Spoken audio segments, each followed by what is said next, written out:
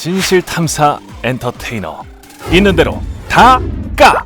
최경영의 이슈 오도독.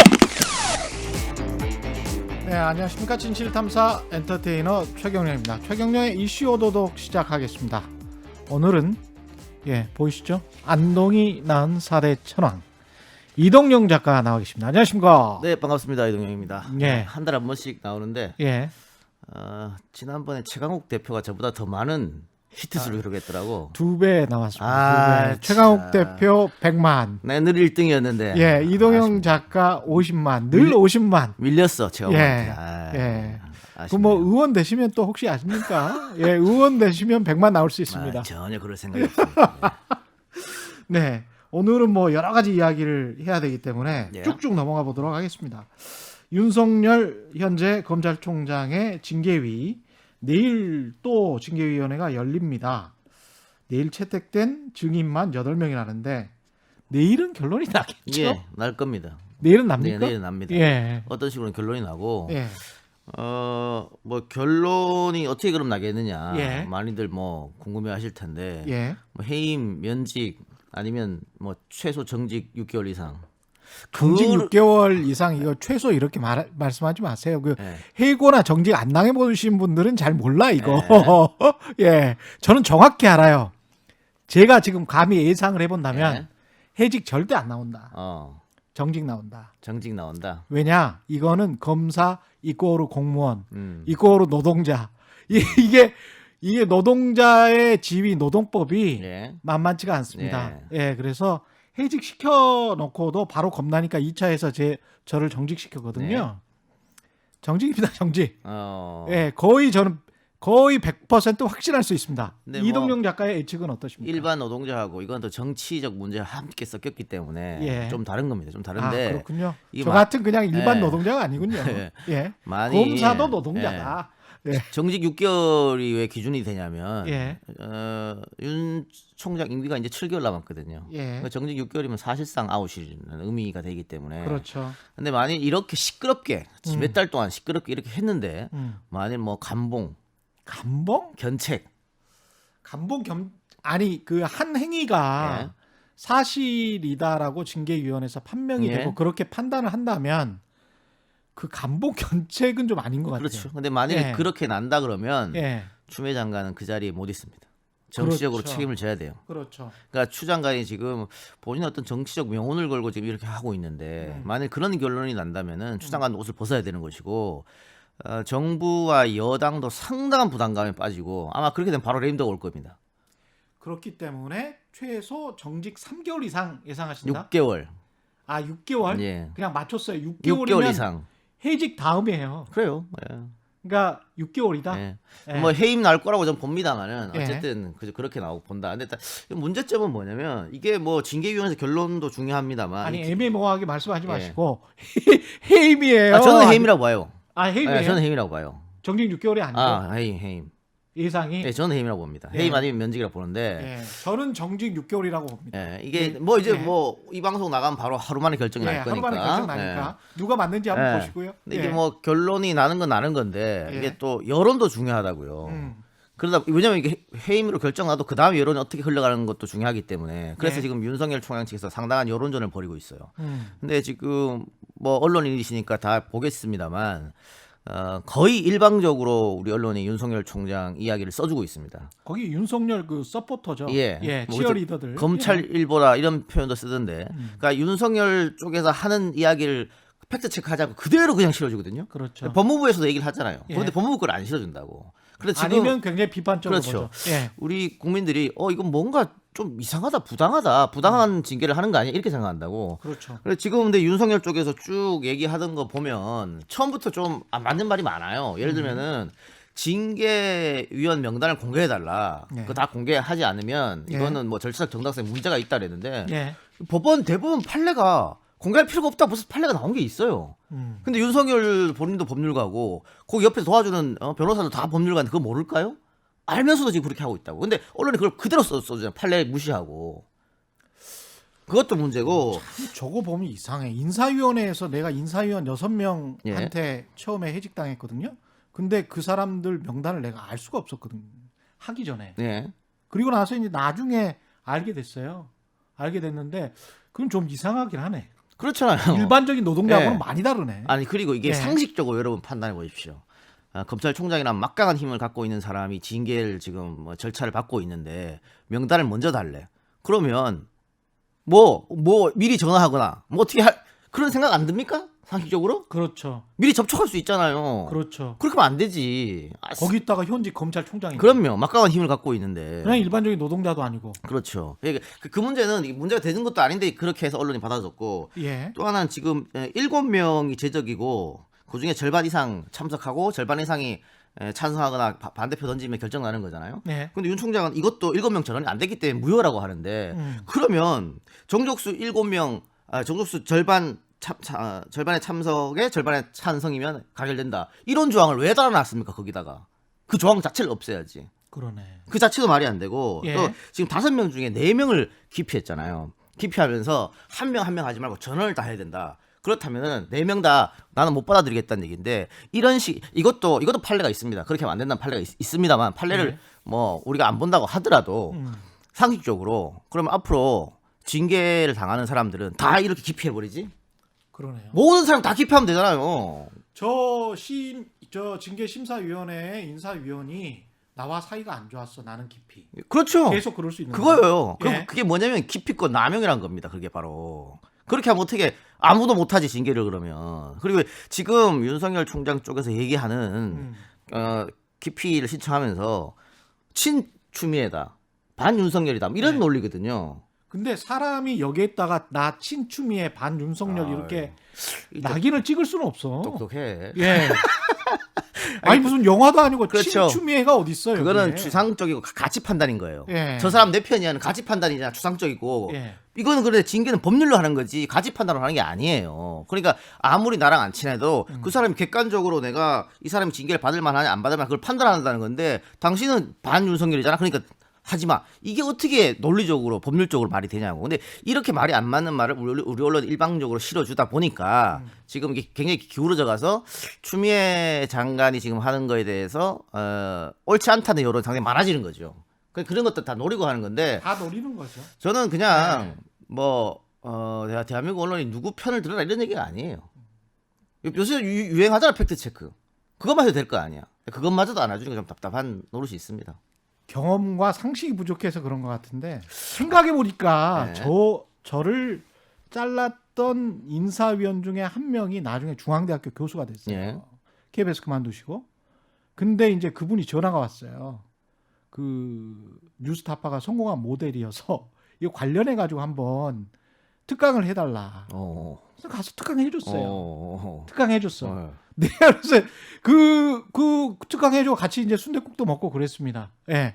근데 인생이라는 게 그게 누구 친추미애 무슨 반 윤석열 그럴 수가 없는 이렇게 거예요. 할 수가 없어요. 이분법적으로 예. 할 수는 없는 것이고요. 예.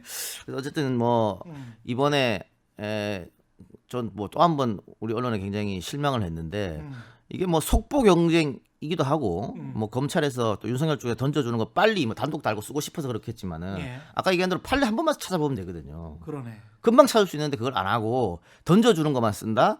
이건 상당히 문제가 있다고 저는 봅니다. 그거는 아주 논리적으로 말씀 잘 해주셨고요. 그런데 이제 열린민주당 최강욱 대표는 또 검사법관 퇴직 이후에 1년간 출마금지법 이건 전체적인 내용은 타당성이 있다고 하더라도 지금 이 시기에 이런 생각을 또 할 수도 있습니다. 그렇죠. 예. 시점이 그냥 나중에 한참 후에나 할 수도 있는데 지금 이 시기에 낸 거는 윤석열 금지법 아니냐 이런 이제 야당의 반발이 당연히 나올 수밖에 없죠. 그런 오해를 살 수도 있죠. 예. 그러니까 최강욱 대표 또 열린민주당 쪽에서는 절대 그런 건 아니다라고 얘기했고 사실은 이거 필요한 거거든요. 저는 이 검사들뿐 아니라 언론인들도 여기 맞아요. 포함시켜야 된다고 봅니다. 한 1년은 그래야 예. 돼요. 오늘 예. 저녁에 여기서 KBS 리포팅 하다가 내일 청와대로 가는 경우가 그게 말이 됩니까? 그게? 지금 90일인가 60일인가 그렇죠. 예. 근데 이게 말이 안 되는 게 방송에서 한참 떴던 무슨 변호사들 많잖아요. 지금도 똑같이 지금 그렇게 하고 계시고 폴리페서라는 분들 교수분들도 예. 다 그렇게 하고 계시는데 하다가 선거 기간이 한 60일 되는데 90일 전에 그러면 인간의 뇌리 속에 이미 남아 있는 거죠. 저 사람은 따뜻했던 사람, 인자했던 사람, 누구의 뭐 아버지였던 사람, 뭐 이래가지고 그 이미지 그대로 그냥 네. 선거에 이용하잖아요. 그러니까 뭐 과거 박근혜 때도 그 민경욱 씨가 이게 사다가 바로 청와대 갔잖아요. 그렇죠. 근데 뭐 그걸 비판했는데 지금 청와대도 또 그렇게 한 번 더 이용했단 말이야. 그래서 그랬지. 그런 것들은 뭐 분명히 검사도 마찬가지입니다. 막을 필요가 검사, 있다. 판사, 공무원, 그렇죠. 교수, 예. 기자 이거 사실은 끊어야 되는 어떤 뭐가 있긴 해야 돼. 최근에도 판사가 예. 판결을 해놓고는 일주일 있다가 바로 또 총선 나갔단 말이죠. 그런 거는 상당히 문제가 있어요. 그러니까 그리고 막을 필요는 있습니다만 지금 최 기자 얘기한 것처럼 시기가 좀 묘하다. 시기가 좀 묘해요. 누가 봐도 네. 그럼 이건 윤석열 막기 위한 법 아니냐 이렇게 보여줄 수 있는데 이건 정무적으로 봤을 때는 네. 윤석열 총장은 나오는 게 선거에 민주당에 열린민주당에 도움이 됩니다. 지난번부터 계속 이야기하셨어. 예. 나오는 게 도움 그럼, 된다. 자 만일 예. 내일 해임이나 이렇게 된다고 칩시다. 예. 그럼 윤석열 지지율은 다시 오릅니다. 지금도 올라 있지만 지금도 네. 1위잖아요. 예. 다시 계속 오를 거예요. 근데 그 오름에 취해서 국민의힘이 영입을 할까? 그건 조금 아리송함이 없지 않아 있습니다. 예. 왜냐하면 이 한 번도 정무적 판단이라는 걸 해본 적이 없는 사람이 윤석열은 공무원으로서 그렇죠. 수사하고 처벌하고 이것만 했어요. 예. 근데 지금 대권 후보로 데리고 가려는 거 아니에요. 예. 그래서 자 코로나로 1년 동안 힘들었는데 내년 경기 전망과 한번 이렇게 물어봤다. 뭐라고 답할 것 같아요? 수사하고 서울만 있던 사람이. 그렇죠. 지금 그리고 사시는 것도 사실은 처가 쪽도 그렇고 상당히 좀 부자여서 다시 재산 문제 이야기가 나오죠. 나올 수도 있고 예. 경제관념이 그렇지. 아니, 계속 그냥 따박따박 대통령은 월급만 받았으니까. 경제, 사회, 예. 문화, 스포츠 다 알아야 되잖아요. 그렇죠. 그런 질문들이 막 들어왔을 때 어떻게 답할 것이냐고. 예. 또 하나 이 국민의힘과 예. 유기적으로 결합을 못하는 게 지금 뭐 정권을 갖고 있다는 김종인 비대위원장도 박근혜, 이명박 과거에 대해서 사과한다 그러니까 너 나가라 그랬어요. 당신 나가라고 사과할 거면. 예. 지금 그랬단 말이에요. 근데 윤석열은 그 사람들 잡아넣은 사람이에요. 사과가 아니고. 그렇죠. 그거 어떻게 받아들이냐고.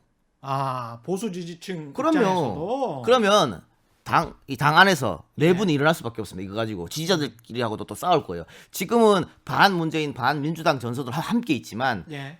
내부적으로 들어가면 이걸로 싸운다고. 그런데 우리 국민들은 집안 싸움하는 거 아주 싫어하거든요. 그러네요. 그 집안 싸움도 예. 현재 권력과 과거 권력이 싸우는 거는 좋아요. 예를 들면 노태우 전두환이 싸웠고 김영삼 노태우가 싸웠다 이런 거 좋아한다고. 예. 그러니까 뭐 현재 권력이 과거에 잘못된 거를 뭐 적폐를 내친다 이건 좋아하지만 현재 권력과 미래 권력 싸우는 걸 아주 싫어합니다. 그렇기 때문에 국민의힘은 받아들이기 상당히 어려울 거예요. 게다가 아까 또 최 기자가 말한 것처럼 이제 정말로 정치권에 들어오면 검증이 세게 들어올 텐데 그렇죠. 당장 장모 문제, 예. 아내 문제, 예. 뭐 변호사랑 뭐 외국에 나갔는데 출입국기로 사라졌다. 그 출입국이 왜 사라졌냐? 그거부터 시작해서 예. 어마어마한 의혹 제기가 들어오고 그걸 어떻게 버틸 것이냐? 윤곽근 씨가 구속됐죠 이번에. 그랬죠. 그 검사 타이틀 달고 있어서 구속됐을 것 같아요? 절대 민간인이니까 안 되죠. 구속되지. 그렇죠. 윤 총장도 네. 마찬가지입니다. 지금 총장 타이틀 달고 있으니까 장모나 와이프 수사가 안 되는 거지. 그렇죠. 내려와 봐요. 수사 바로 들어간다고. 그러니까 그런 여러 가지 리스크를 안고 있기 때문에 민주당이나 열린민주 입장에서는 나오는 게 도움되는 거예요 오히려. 왜냐하면 쭉 지금 대통령 선거 1년 3개월 남았는데 예. 윤석열 총장이 한 8개월, 9개월 이렇게 국민의힘의 어떤 대표 주자로 있다가 이런저런 의혹 때문에 반기문처럼 낙마를 해버렸다. 예. 다시 지금 그때 가서 후보를 키웁니까? 불가능하잖아. 그러니까 제가 국민의힘 쪽에 좀 조언을 해준다면 윤석열에 대한 미련을 버리고 지금부터라도 우리가 갖고 있는 후보들을 띄우든가 아니면 지금 새로운 사람 만들든가 해야 돼요. 윤석열 믿고 있다가는 국민의힘은 이번에 선거에 또 집니다. 정말 충정어린 그럼요. 조언이신 것 같습니다. 충정어린 조언. 예. 들을 줄은 모르겠습니다. 될지는 모르겠습니다. 아니 근데 들을 뭐 줄은 모르겠어요. 예. 국민의힘도 뭐 주호영 원내대표도 정치 안 한다는 선언을 윤 총장이 해야 된다 이렇게 하잖아요. 그러니까 본인들도 다 어떤 생각이 있는 거예요. 아마 김종인 위원장도 전혀 생각하지 않을 겁니다. 윤석열 카드는. 그렇군요. 예, 김종인 위원장의 복심에 관해서는 그리고 서울시장 이야기를 지난번에 또 뭐 조 땡땡 구청장님 말씀하셨잖아요. 예. 그 이야기 계속 한번 해보자고요. 또. 조은희 구청장 예, 제가 말해서 그런 건 아닙니다만 예. 지지율이 상당히 올랐더라고요. 예, 상당히 올랐어요. 아니 듣나? 그러면 듣나? 들을지도 모르죠. 예, 아주 중요한 조직이시니까. 근데 일단 윤 총장 이야기 마무리 짓고 예. 윤 총장이 이게 헌법재판소의 징계 절차와 관련해서 가처분 신청 결론 좀 빨리 내달라. 예. 이거 헌법재판소에서 어떻게 판단할 것 같아요? 헌법재판소에서는 빨리 안 나오고 굉장히 늦게 나올 거니까 그거는 당연히 그럴 수밖에 없고. 당연히 늘 수밖에 없는데 저는 예. 그것보다 그 결과보다는 아니 헌법재판소는 윤 총장 손을 안 들어줄 겁니다. 헌법재판소는 정치적 기구예요. 예. 사법 기구가 아니에요. 예. 결국은 정치적으로 판단하게 되어 있습니다. 모든 걸 정치로 판단했던 게 음. 헌재예요. 그래서 약간 이거는 좀 그래도 헌법재판소를 너무 모독하는 것 같아요. 아니야. 그거는 스스로도 그렇게 얘기해요. 예. 그래서 헌법재판소가 9명이잖아요. 예. 거기에 절반 정도는 민간인이 들어가야 돼요. 법을 모르는 민간인이 가도 된다니까. 아니, 자, 수도 아니, 상당히 거기는 스스로를 대법관급이라고 생각을 하는데 재판관님들 지금 상당히 모욕적으로 아니요. 그렇지 않아요. 이건 법률가도 다 인정하는 겁니다.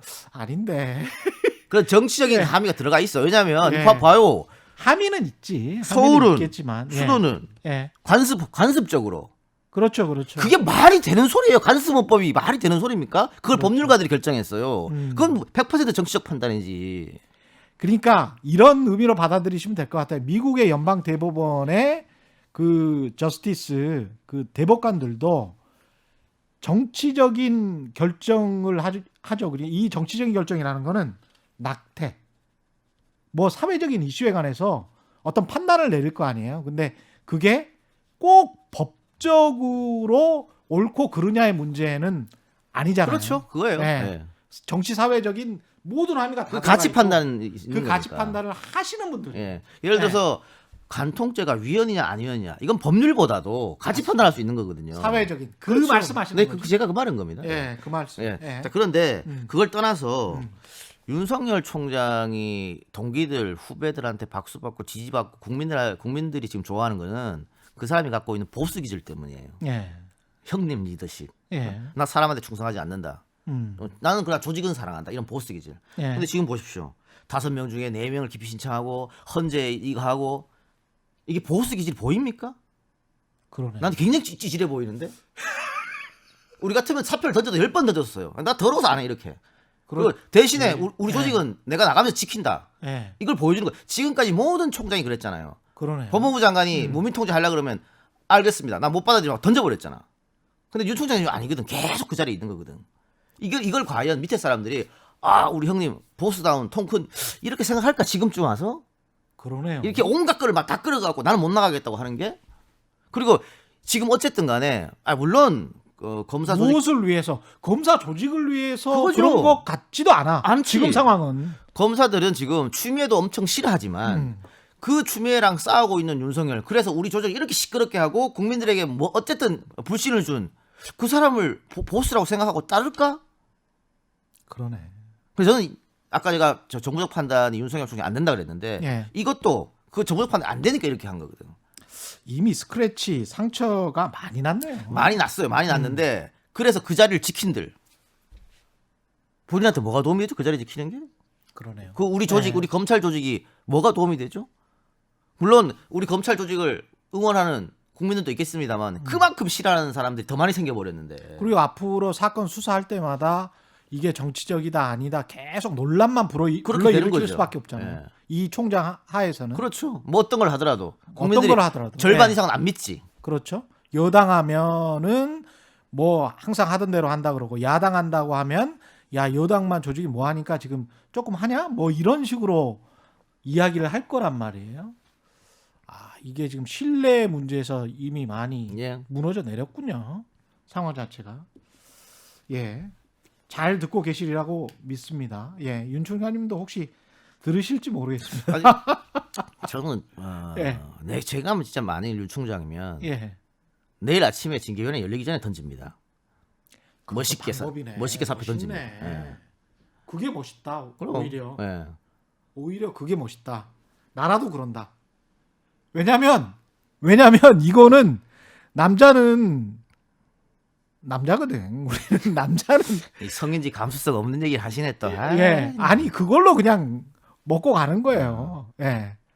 우리는 그렇게 살아왔어. 그러니까 뭐 예. 모르게 사람들이 윤 총장이 어떤 그런 보스 기질이나 리더십, 강력한 카리스마에 의한 리더십을 좋아했는데 예. 지금 아마 회의적으로 보는 분들이 꽤 있을 거라고.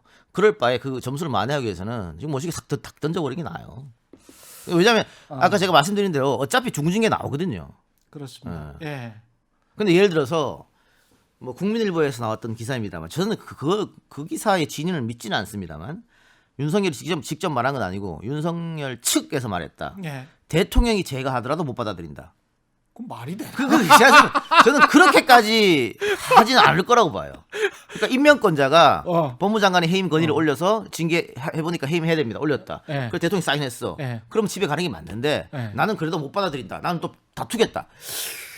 뭐 자기가 중국 황제야? 그러니까 만약 여기는 조선의 왕이야? 그렇게 되면 사람들이 더 이상하게 보지. 아 정말 참 질척거리네 이렇게 생각하지. 질적거리는 뿐만이 아니고 진짜 오만방자한 거예요. 그거는. 그렇죠. 네. 헌법이 뭐 없는 거지. 그럼 말이 돼? 중국 황제도 아니고. 예. 일단은 여기에서 윤석열 검찰총장에 관한 이야기를 마무리 짓고 공수처가 통과됐고 내일 어떻게 보면 윤석열 징계위도 열리고 15일 공수처법 국무회의도 열립니다. 그러면 의결되면 즉각 하죠. 이거는 즉각 할 텐데 뭐 예. 즉각 공포 시행됩니다. 청문회도 예. 있고 하니까 뭐 1월 초 1월 초 1월 초 이렇게 예상이 되는데 뭐 정말 공수처장 스피디하게 하면 뭐 12월 말 뭐 이렇게 되겠습니다만 하여튼 뭐 예. 1월 초 그런데 여기서 그러면 추미애 장관의 거취는 어떨 것이냐. 예. 제가 이거는 전제는 윤석열 총장이 해임된다는 전제하에 말씀드리는 겁니다. 예. 자, 윤석열 총장이 해임되면 아까 말씀드린 대로 윤석열 총장의 지지율은 다시 올라요.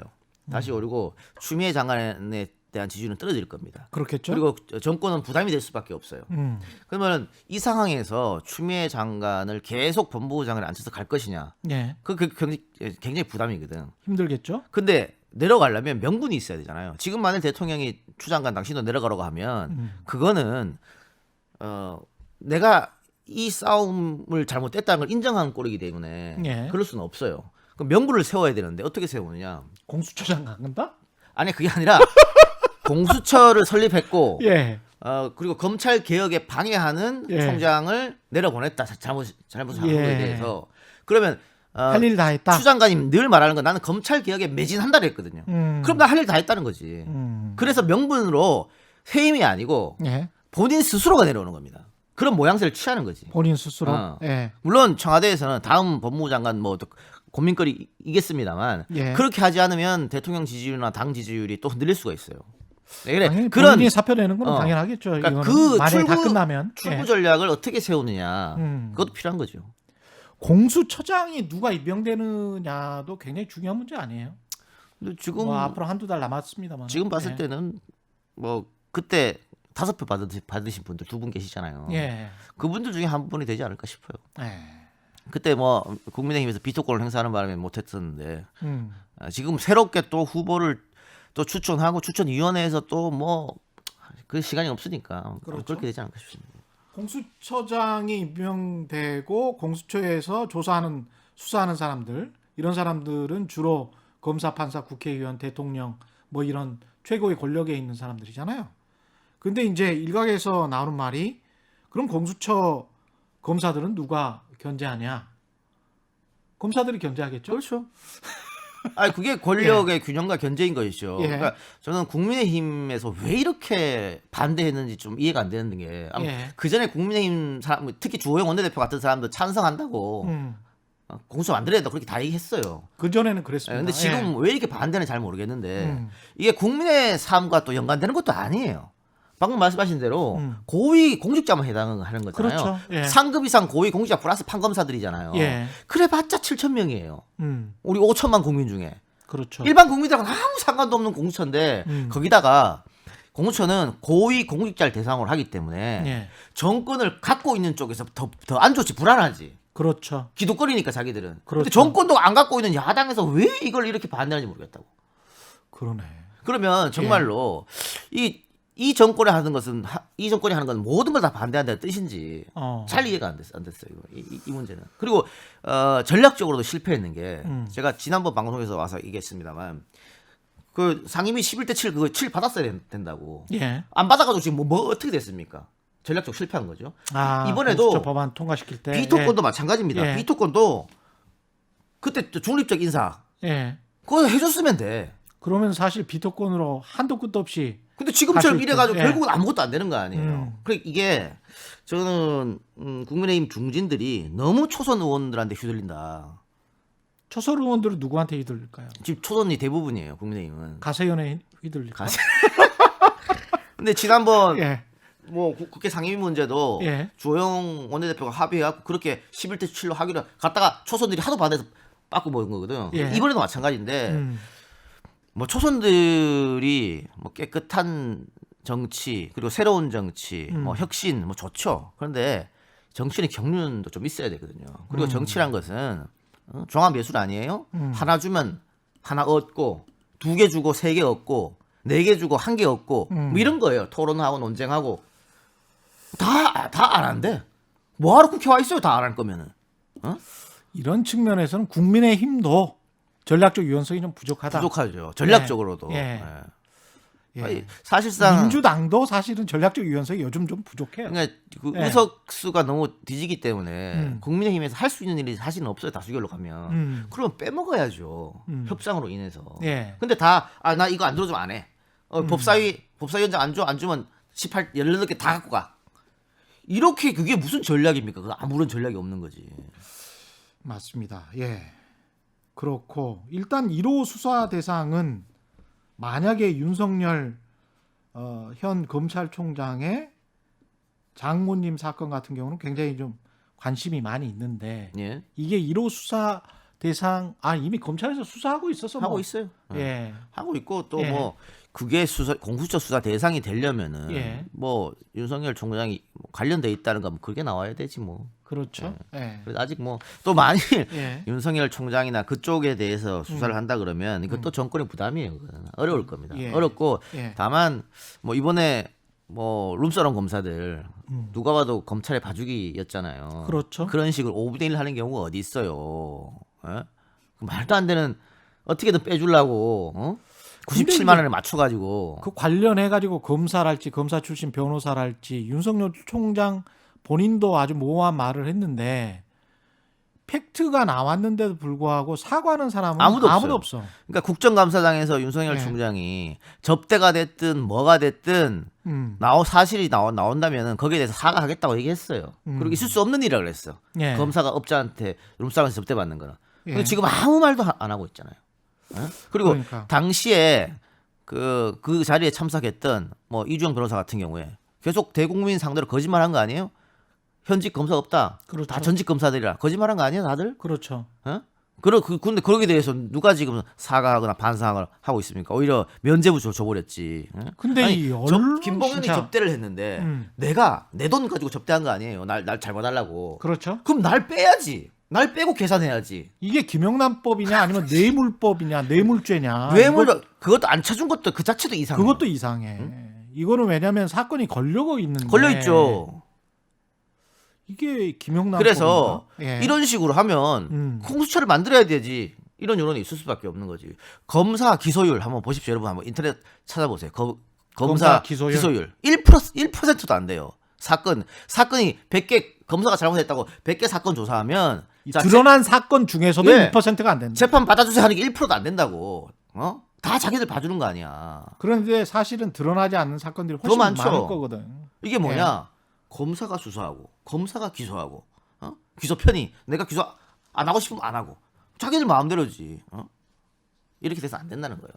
그러니까 권력의 균형과 견제 늘 말하는 게 이게 사실은 쉽지는 않은 건데 48년에 그 헌법 맨 처음에 만들 때 예. 초대헌법 만들 때 이 논란이 있었습니다. 이거 이렇게 한쪽으로 몰아주면은 큰 문제가 생기니까 예. 경찰하고 검찰하고 수사 기소 분리해가지고 권력을 나눠야 된다. 근데 그때 그걸 왜 못했냐면 일제 36년 방금 끝났잖아요. 그 동안에 친일 경찰들의 폐해가 너무 심했던 거예요. 맞아요. 어? 예. 친일 경찰 그때 검사들은 다 일본에서 온 사람이고 폐망하고 갔으니까 검사 다시 꾸리면 되는데 경찰들은 그대로 남아 있었다고. 친일 경찰 70% 이상이 그대로 해방 후에 경찰이 됐단 말이에요. 치안은 유지해야 되니까. 이 사람들한테 어떻게 권력을 주느냐. 그래서 경찰 파쇼보다는 검찰 파쇼가 낫다 그래서 우리 당분간이라고 전제를 달았어요. 예. 당분간만 검찰한테 이 모든 힘을 주자. 그게 지금 70년이 왔습니다. 그 사이에 검찰들의 힘을 빼려는 작업이 없었을까요? 박정희 전두환은 그 권력을 이용했죠. 좋잖아. 예. 내가 권력의 하수인으로 만들어가지고 예.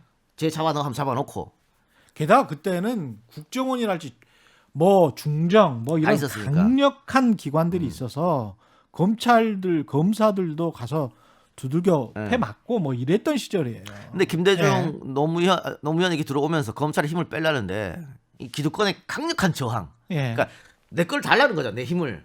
이게 얼마나 좋아. 내가 다 갖고 있는데 모든 권력을 다 전 세계에서 대한민국 검찰만큼 막강한 권력을 갖고 있는 집단이 없어요. 이걸 주고 싶어요? 안 주고 싶어 하죠. 그걸 다 실패했다고. 다 실패해서 이번에 하려고 그러는데 이번에도 강력한 저항에 부딪힌 거 아니에요. 예를 들면 조국 전 장관 우리가 본질을 한번 보자고. 한번 지금 아마 뭐 재판 나오면 다 무죄하고 이렇게 나올 거지만 7월 23일이죠. 예. 그 많은 특수통 검사들을 넣어가지고 표창장 하나 가지고 딸 일기자까지 다 뒤졌는데 이게 정당한 수사였을까 한번 생각해 보시라고. 이거는 검찰 개혁에 대한 저항 이렇게밖에 생각할 수 없는 거 아니에요? 그 다음에 추미애 장관도 마찬가지고 또 아들 군대를 안 갔으면 몰라 갔다 온 아들에 대해서 그게 저는 검찰 개혁에 대한 강력한 저항이었다. 결론적으로는 그렇게밖에 볼 수 없는 거지. 그러니까 우리를 개혁을 하면 우리는 가만히 참지 못한다. 이런 걸 보여준 게 아닌가. 예. 대통령이 당선되고 노무현 대통령이 당선되고 당선인 또 초반에 막강한 힘이 있는 거 아닙니까? 근데 검사들이 바로 앞에다 대고 고등학교 나온 대통령한테 몇 학번이냐고 조롱했어요. 그런 사람들입니다. 그 권력을 안 내주려고 그러니까 계속 실패했기 때문에 이번에 이 공수처 만들고 검경 수사권 조정하고 이게 쉬운 일이 아니라니까. 근데 앞으로도 저항은 만만치 않을 것이다. 근데 검사들이 계속 그러는 와중에 언론이 검찰 조직을 또 감시와 견제를 해야 되는데 그 사람들과 같이 춤을 추고 있잖아요. 그런 것 같아요. 그 법조 기자들이 항상 검사들하고 뭐 친하게 지내고 예. 소스도 받고 예. 그걸로 단독도 하고 특종도 하고 뭐 이러다 보니까 동화가 좀 된 것 같아요. 계속 같이 있는데 뭐 같이 있는데 어떻게 합니까? 그러니까 최 기자랑 나랑 뭐 애들 엄청 친해. 거의 매일 예. 만나는 식으로. 예. 내가 뭔 잘못을 했는데 기사로 깔라고 하니까 얼굴이 떠올라서 못 가는 거지. 그렇죠. 그런 거 아니, 있어요. 이거는 좀 충분히 그럴 수 있어요. 여러분 예. 저기 각 기업마다 대관 업무 하는 사람들이 있습니다. 대관 업무. 그렇습니다. SK, 예. 삼성 다 있어요. 그 사람들 여러 가지 일을 하죠. 그 대관이라고 하는 게 뭐 이게 정부 상대도 하고 사실상 로비스트예요. 기관도 예. 상대하지만 우리 같은 사람들도 상대합니다. 그 사람들이. 쓱 전화 와요. 와인 한잔 하자고. 와인 한잔.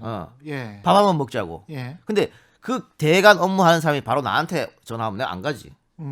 그런데 나랑 친한 누구를 통해서 같이 보자는 거야. 맞아요. 그렇게 보면 분명히 뭔 사건이 있어. 우리 회장님이 뭔 사건이 있어.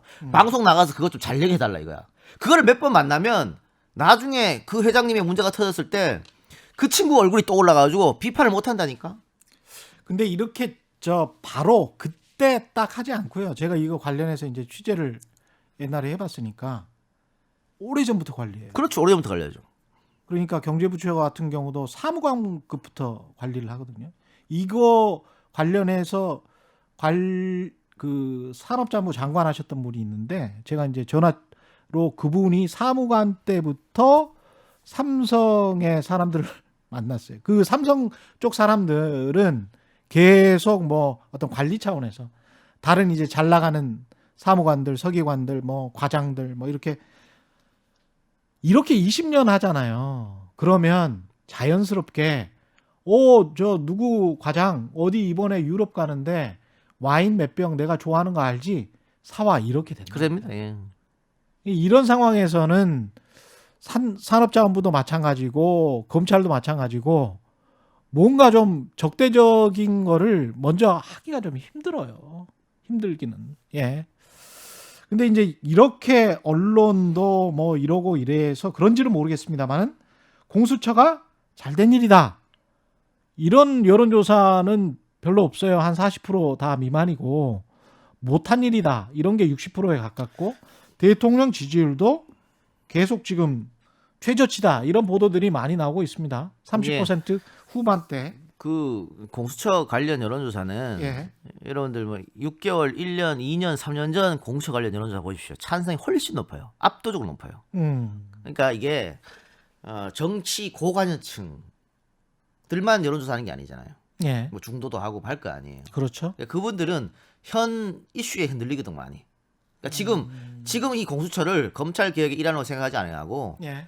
추미애 윤석열의 어떤 다툼의 연장선상에 있다고 보는 거예요. 예. 거기다가 뭐 180석에 힘 믿고 저렇게 하는 거 아니야? 뭐 이런 인식. 좀 오만하구나. 뭐 이러면서. 그러다 보면 공처의 반대가 많이 나올 수밖에 없는 일이죠. 그런데 이거는 시간이 지나면은 뭐 회복될 거라고 보고요. 대통령 지지율은. 대통령 지지율은 지금 취임 후에 최저치라고 예. 합니다만 여전히 높아요. 역대 다른 대통령의 4년 차에 비하면. 비교하면은. 예. 근데 예.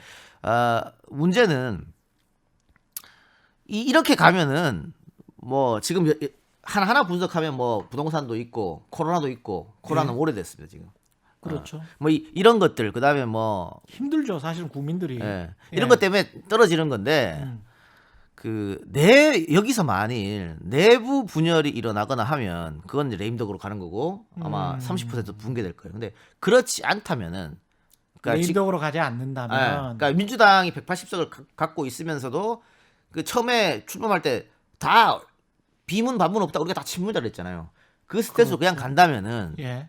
그렇게 확 떨어지지 않을 거예요. 그런데 예를 들면 뭐 아까 얘기한 대로 미래 권력들이 현재 권력을 비판한다든가 자기가 뜨기 위해서 자기들끼리 막. 그런 순간 대통령 지지율은 수직하러 갈 겁니다. 그렇구나. 그러면 지금 30% 후반 또는 중반까지 나왔나? 그거까지는 안 나온 것 같은데 하여간 그 정도가 바닥이라고 보십니까? 근데 저는 그거 바닥이라고 봐요. 네. 그러면 반전의 계기가 있습니까? 백신. 백신 우리 지금 뭐 빨리 도입이 안 돼서 그것 때문에도 또 불만인 분들이 많잖아요.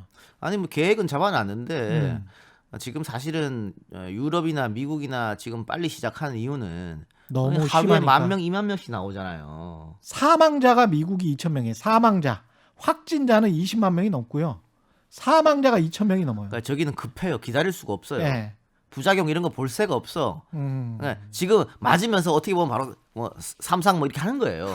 근데 우리는 아직 여유가 있으니까 그럴 필요는 없지 않느냐. 어? 이게 사실 백신이라는 게 10년에 한 번 정도, 그러니까 10년 정도 연구를 해야 나오는 거예요. 그럼요. 근데 이제 10개월에 나온 거라서 의사들도 지금 이게 좀 불안불안하긴 하고, 미국 현재 여론도 한 7, 8% 정도가 맞지 않겠다. 그렇죠. 이게 지금 7, 8% 정도가 맞지 않겠다라는 건 대단히 높은 수치거든요. 뭐 당장 또 쇼크사도 네. 나왔고 엘러지 있는 분들은 맞지 말라고 하잖아요. 게다가 또 그렇죠. 미성년자는 못 맞아요.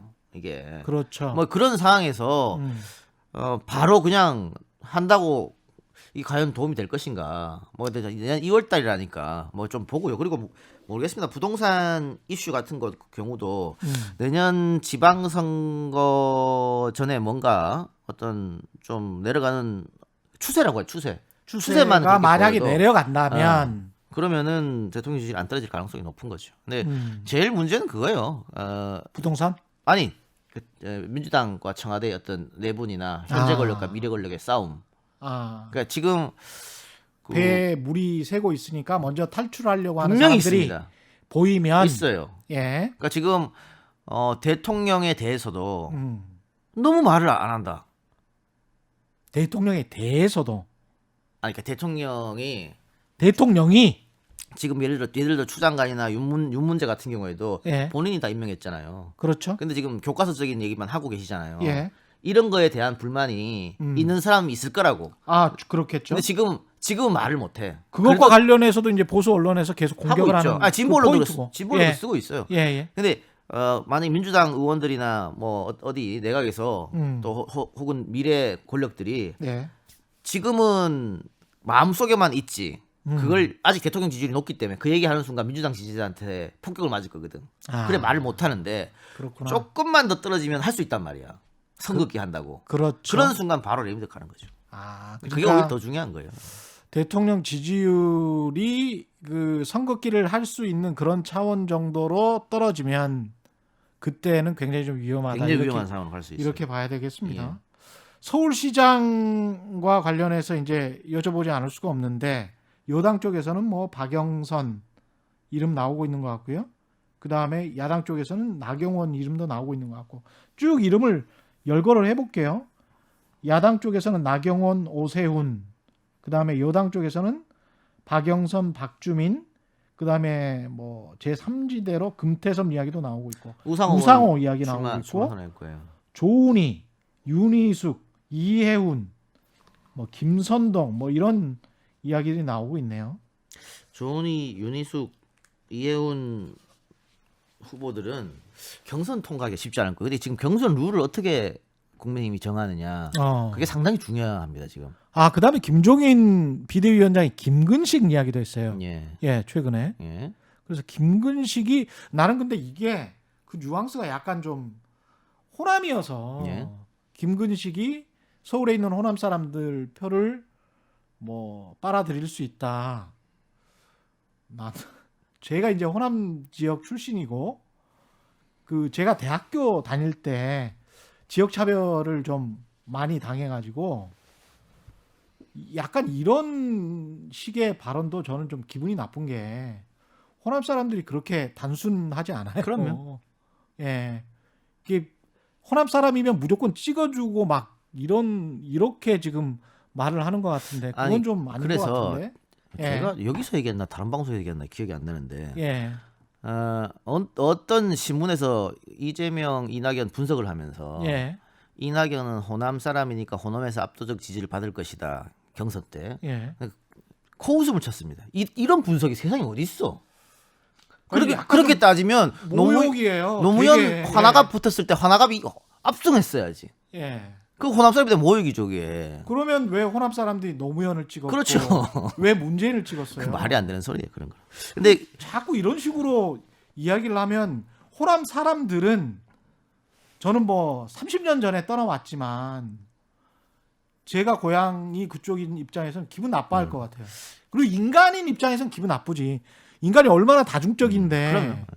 근데 지역 하나만 보고 찍나? 김종인 비대위원장이 김근식 이야기한 것은 예. 뭐 호남 출신 그런 것도 있겠습니다만은 음. 중도를 잡아야 이긴다. 그러니까 보수 쪽만 잡아가지고는 우리가 선거에 진다는 걸 깨닫고 중도를 잡아야 하는데 그러면 중도 카드는 누가 있느냐?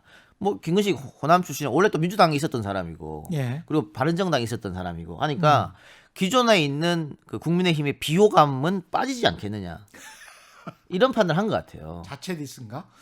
그렇지. 예를 들면 여기 나경원 전 의원이 지금 그 국민의힘 쪽에서는 여론조사하면 가장 많은 지지를 받는데 그렇더라고요. 예. 나경원 전 의원은 국민의힘 지지자들에게는 박수 받을지 모릅니다만 중도부터 왼쪽까지는 아주 싫어요. 그냥 싫어하는 게 아주 싫어한다는 그게 비호감이라는 거야. 근데 선거에서 비호감은 이게 깨는 게 쉽지 않아요. 트럼프가 그렇죠. 예. 트럼프도 그 비호감 때문에 졌다고 봐야 되거든. 사실은 그렇죠. 바이든이 매력적인 후보가 아님에도 불구하고 트럼프가 너무 싫은 거예요.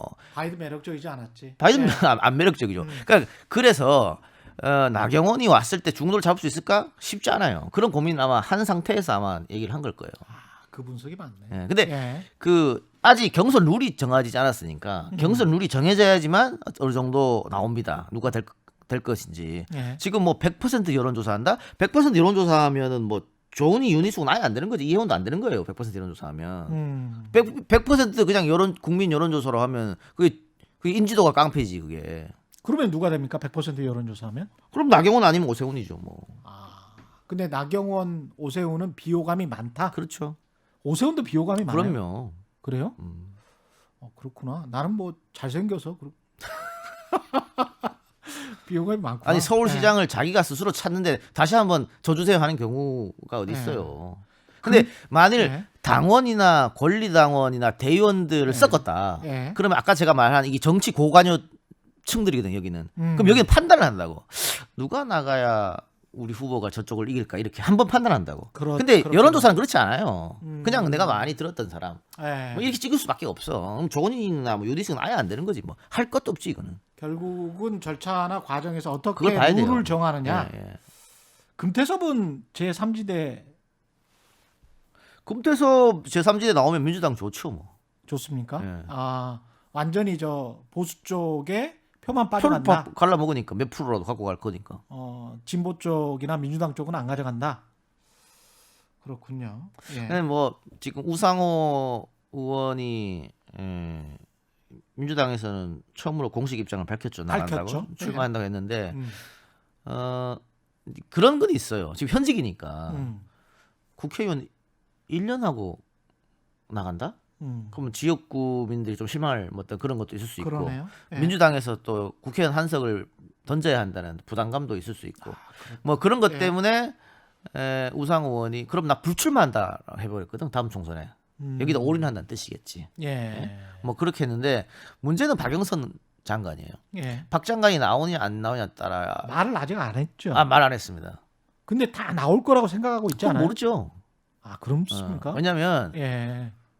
박 장관이 지금 음. 너무 재밌어해. 한 번 더 보는 건가 그러면? 아니 장관직을 너무 보람 있게 생각하고. 아, 그러니까 국회에 있어서는 어떤 싸움 딱 이미지였잖아요. 그렇죠. 근데 거기서는 건설을 할 수 있지 뭔가를 싸움이 아니야. 생산을 할 수 어. 있고 이게 정책을 하는 분들은 그게 좋다 그러더라고요. 그 경험이 이게 국회의원 하다가 예. 행정하면 그 행정의 맛을 알아요. 그렇죠. 야 이게 되네 이게 내가 이렇게 하니까. 그래서 지금 저 중소벤처기업부 직원들은 또 장관님 나가지 말라 그러거든. 좀 힘센 장관이 있어야 아니 된다. 그럼요. 아니 중소벤처기업부가 옛날에 그 누가 쳐다 이렇게 말하면 안 되지.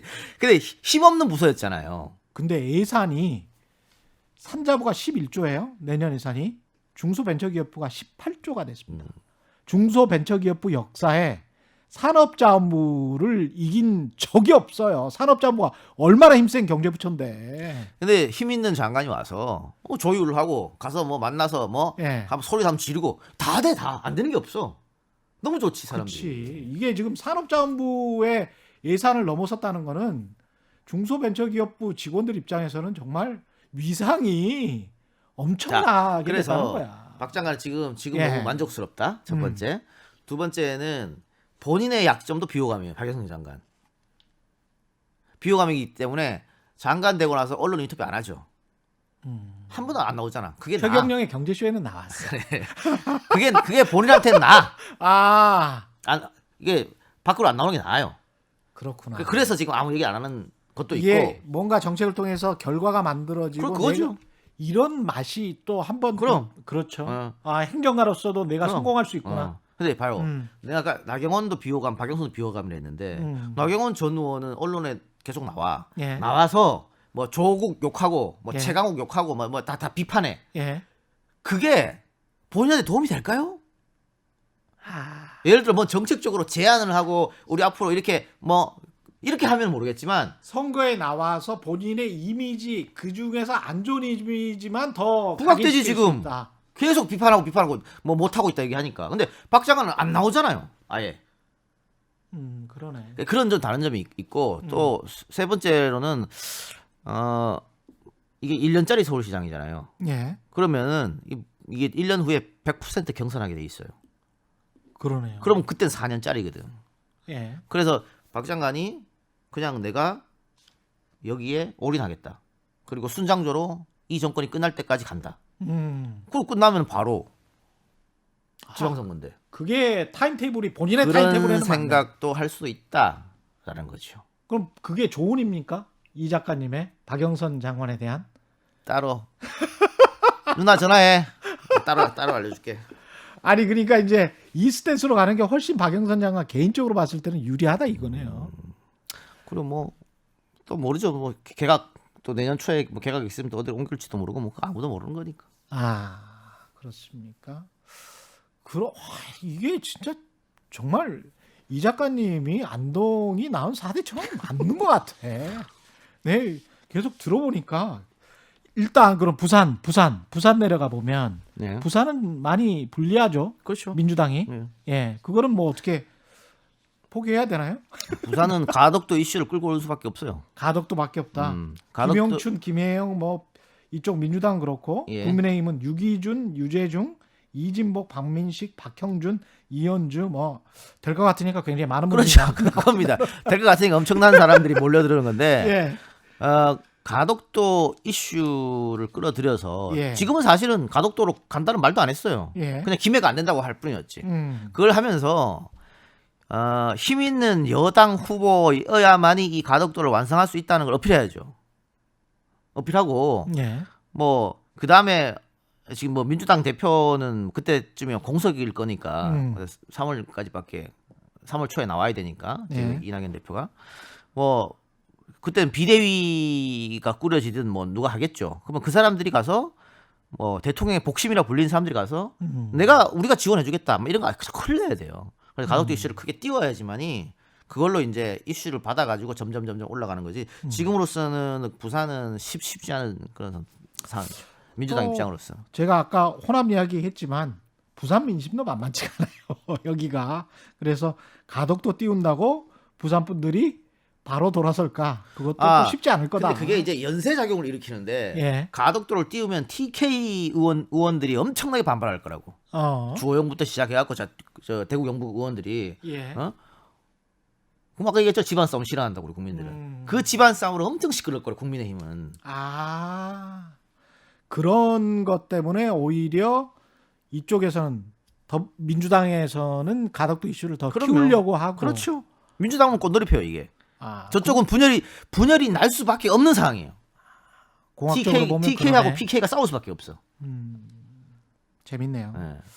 자, 이제 정리를 좀 하고 마지막으로 그 아까 뭐 그 내부 민주당 입장에서는 내부 분열, 그다음에 문재인 대통령과 선긋기를 하는 그런 차원이 나타나기 시작하면 오히려 그건 더 지지율이 떨어질 것이다. 그러면서 굉장히 힘든 상황으로 몰릴 것이다. 그런 말씀을 하셨는데 지금 당장 윤석열 총장에게 지지율이 이낙연, 이재명 후보가 뒤진다는 결과들이 속속 나오고 있고 예.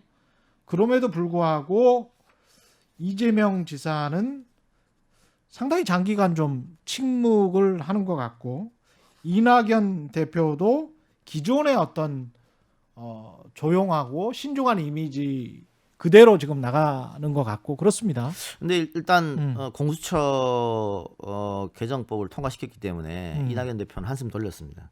이거 만일 못했으면 지지율이 상당히 많이 떨어졌을 거예요. 예. 그 민주당 지지층에게 한숨 돌렸고 이제는 뭐 내년 보궐을 승리로 이끄는 예. 그 수밖에 없는 것이고 예. 이재명 지사 같은 경우에는 뭐 지금 현직 지사기 때문에 모든 정치 현안 이슈에 대해서 이야기하기가 좀 어려워요. 게다가 지금 코로나의 어떤 엄중한 상황이니까 예. 본인인데 거기에 또 신경 써야 될 부분이 있고 민생으로 그렇죠. 해야 되네. 도전. 근데 예. 아젠다라는 게 필요합니다. 대통령 선거 나가려면 큰 아젠다, 큰 예. 정책, 이 판을 휘두를 수 있는 예. 대표적인 게 노무현 후보의 수도 이전이었죠. 예. 그렇게 흔들 수 있는 게 필요해요. 그게. 음. 뭐가 있을까? 뭐예요? 알고 있는 재명이 형 전화해 줘. 그러니까 민주당 입장에서도 그렇고 국민의힘 입장에서도 그렇고 사실은 박근혜 전 대통령도 그거 했었잖아요. 기초연금. 그래요. 기초연금 했었거든요. 그 다음에 획기적으로 민주노총 관계자들하고도 만났었어요. 대선 전에. 만나가지고 비정규직 문제를 그때는 이야기를 했어요. 그래서 굉장히 큰 변화다. 그렇게 받아들여졌었거든요. 물론 약속은 안 지켰습니다. 약속은 안 지켰지만 그래서 그런 어떤 뭐 큰 어떤 변화 이런 걸 지금 말씀하시는 거예요? 양쪽 다? 좀 아쉬운 게 민주당에서 그 국회를 세종으로 옮긴다. 너무 성급하게 발표했다고 좀 봐요. 그것 때문에 오히려 세종 집값 또 떴잖아. 안 그래도 부동산이 아킬레스인데. 그렇죠. 이걸 대선 전에 했으면 어땠을까? 우리가 앞으로 이걸 하겠다는 거지. 예. 크게 청와대까지 다 옮기는 걸로. 예. 너무 빨리 해서 좀 아쉽고 또 지금 이재명 지사 같은 경우에는 북한하고 인접한 지역이 강원도하고 경기도예요. 그러네요. 그런데 경기 북부. 강원도 뭐 도지사는 뭐 대통령 후보급은 아니니까 그럼 그렇죠. 경기도가 더 관심이 있는 것이고 예. 인접하지 않았음에도 불구하고 대북 이슈에 관심을 가졌던 것은 박원순 시장인데 지금은 안 계시니까 그렇죠. 그러면 이재명은 이걸 키울 필요가 있어요. 문재인 대통령이 하려고 했는데 어쨌든 안 됐잖아. 그렇죠. 뭐 북한하고 미국하고 사이가 안 좋아지면서 북한은 또 문 대통령한테 섭섭한 게 있다고. 그렇죠. 개성공단하고 금강산은 미국 허락 없이 유엔 허락 없이 할 수 있는데 지금 남한이 너무 눈치 본 거 아니냐. 이게 삐져 있다고 지금. 해줄 것처럼 이야기했는데 하고는 삐져 있기 때문에 이 이사가 이 부분을 확 치고 나가는 거예요. 치고 나가서 예. 뭘 하나 이뤄. 민간이든 뭐든 민간에서 시작해서 뭘 하나 이뤄서 뭐 그게 뭐 축구가 됐든 뭐 공연이 됐든 예. 경기도 코엑스에서 하면 될 거 아니야. 예. 예? 뭐가 됐든 그렇게 하나 탁 시작을 해놓으면은 이 대북 평화 이슈는 이제 이재명이 갖고 갈 수 있어요. 그렇군요. 아니 너무 많은 걸 가르쳤어요. 그리고 아까 그 말씀 들어보다 보니까 마지막으로요. 윤석열 총장 같은 경우는 나오든 안 나오든 지금 상황으로 질질 끌다가 국민의힘에서 나오더라도 진다 이런 말씀이셨는데 드랍할 겁니다 중간에. 예. 끝까지 못 갈 거예요. 근데 과감하게 내일 징계 전이나 뭐 이럴 때 사표 던지고 나는 정치하겠다. 더러워서 안 되겠다. 확실하게 내가 한번 한국을 뜯어 고치겠다. 이렇게 나온다면 이러면 될 수도 있는 거 아니에요? 그러니까 그렇게 나오면은 그 전에 하는 행동보다는 낫겠지만 예. 결국은 드랍합니다. 결국은 드랍한다. 못 갑니다 끝까지. 가다가 예. 예. 하기는 해요? 할 생각이 있는 것 같은데요. 예. 알겠습니다. 그리고 이게 예. 정치인들이 어떤 결단을 할 때, 특히 출마를 하느냐 출마를 하지 않느냐 결단을 할 때 본인 생각이 아니죠. 없어. 본인 생각은 없어요. 주변에서 막. 예. 나는 죽어도 안 나가 해도 예. 100명이 나한테 나가셔야 됩니다 하면 예. 어느 순간 당연히 나가는 걸로 결정하고 있어. 자기도 모르게 여기 사인하고 있어 나간다고. 예. 그래서 본인의 결정이 아니에요. 주위에서 지금 바람 넣는 사람 엄청 많을 거예요. 알겠습니다. 너무 오늘 또 재밌게 들었습니다. 안동이 낳은 4대 천왕 시사평론계 슈퍼스타 이동영 작가와 함께했습니다. 네, 고맙습니다. 감사합니다. 예.